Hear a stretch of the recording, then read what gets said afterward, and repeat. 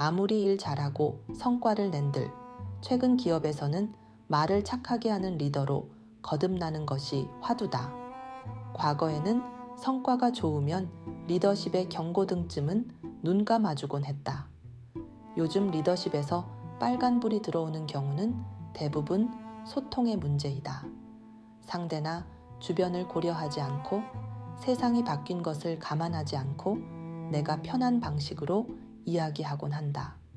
그러다 보니 리더십 다면 진단에서 소통 리더십, 그 중에서도 경청이라는 이슈가 메인 메뉴로 등장하는 경우가 많다.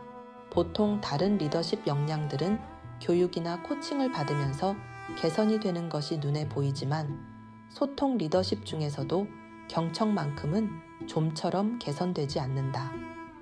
대부분의 임원 세대는 산업화 시대를 거치며 치열하게 살아왔다.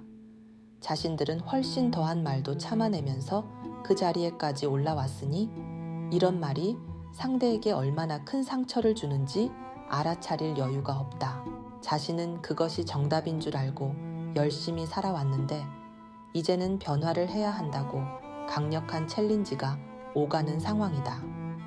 아무리 일을 잘하고 성과를 내도 팀원들과 소통하지 않으면 안 되는 세상이 됐다.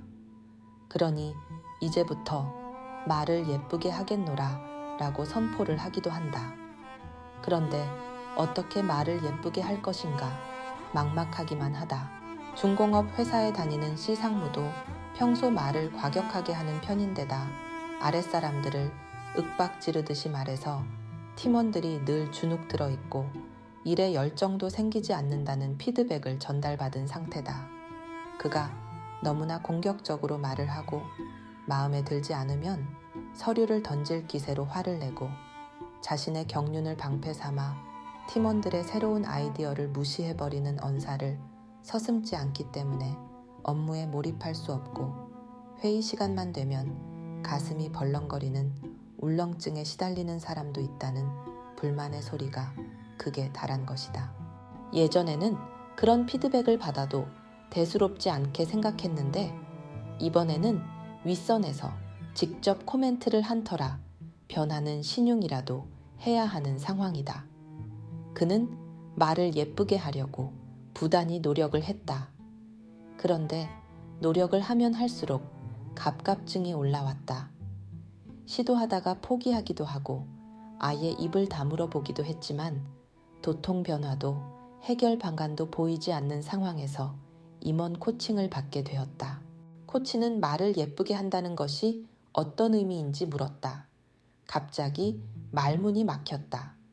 계속해서 예쁘게 말을 하겠다고 이야기해왔는데 정작 그 의미는 정의해보지 않았다. 스스로 상대에게 상처가 될 수 있는 과격한 단어를 지향하고 상대방의 입장을 충분히 공감해주는 것으로 정리했다.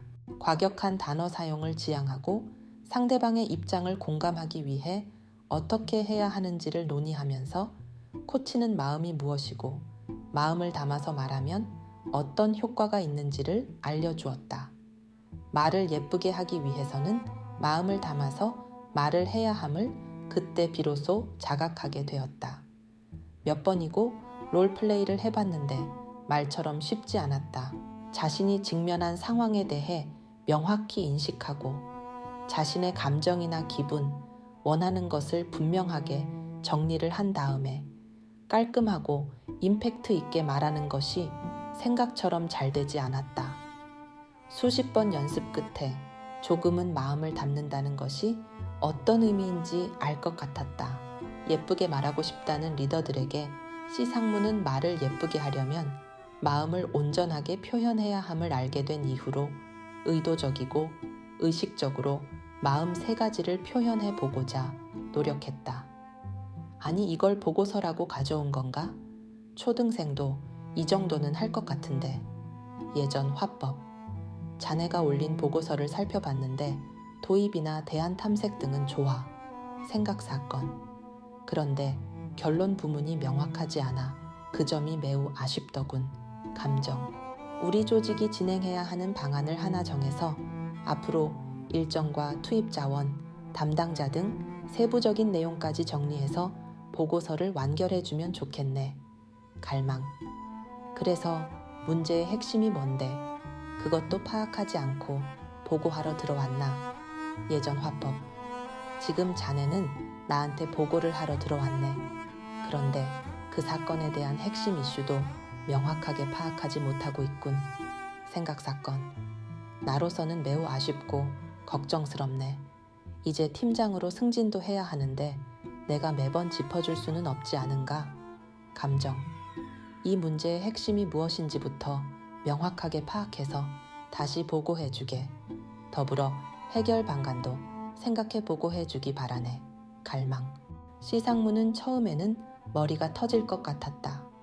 그냥 직설적으로 이야기하면 될 것을 빙빙 돌려서 그것도 마음까지 담아서 이야기하는 것이 낯뜨겁기도 하고 곤혹스럽기도 했다. 그런데 2, 3주 계속해서 실천을 하고 또 해보니 확실히 예전과 다른 분위기가 보이기 시작했다.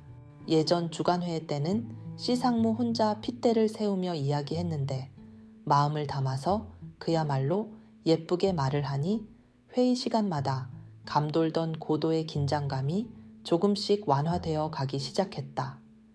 처음에는 어색했지만 나중에는 팀원들에게 내가 요즘 예쁘게 말하려고 노력하는 중인데 어떤가? 라고 물어보기까지 했다.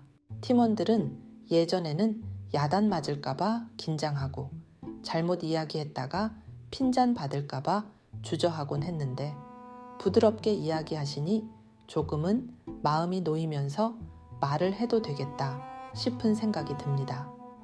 조금 어색하기는 하지만 뭔가 마음이 편안해집니다. 정말 예쁜 말을 하고 계십니다. 라는 피드백을 주었다. 이제는 시상무 스스로 뾰족한 각이 사라지고 있음을 느끼고 있다. 마음을 알아차리고 표현하는 것, 특히나 감정을 이야기하는 것이 말을 예쁘게 하는 핵심이라는 사실을 되새김하면서 오늘도 실천 중이다.